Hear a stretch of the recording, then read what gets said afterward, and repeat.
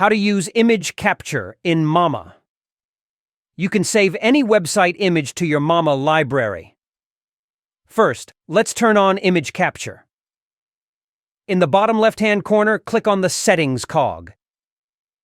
In the Settings menu, scroll down and toggle Image Capture to On. When you are visiting websites with images that can be uploaded to Mama, you will see a hollow heart icon in the top left-hand corner of the image. To upload an image to Mama, simply click on the heart icon. Once the image has successfully uploaded, the image will change to a filled heart icon. Another way to add images to Mama is to upload them. In the My Library window, click on Add Images button.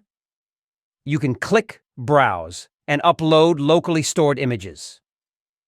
Alternatively, you can drag an image from another tab or window into My Library. You have the option to give saved images a description. Once you are happy, click Add to Library.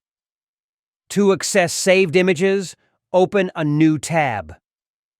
In the bottom left-hand corner, click on the Settings cog icon. Toggle on My Library and select from your uploaded and saved images.